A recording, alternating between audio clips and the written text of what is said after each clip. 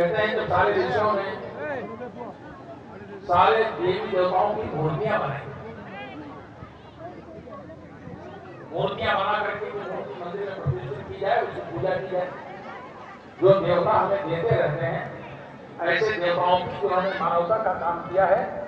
जो पूज्य है उनकी मूर्ति बना ली जाए, प्रतीक बना दिया जाए, जिसकी प्रतीक की पूजा की जाए। तो सारे देवताओं की मूर्ति बनाई जाए।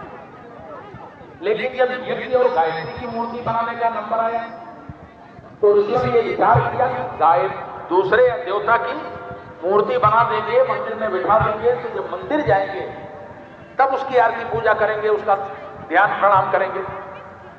लेकिन गायत्री और यज्ञ तो भारतीय संस्कृति के माता पिता है, उनको तो एक क्षण के लिए भी मनुष्य जीवन से अलग करने की आवश्यकता है। अगर मंदिर में उठाएंगे तो जो मंदिर में जाएंगे तब प्रणाम ध्यान करेंगे, लेकिन गायत्री यज्ञ को तो एक क्षण के लिए छोड़ने वाले हैं।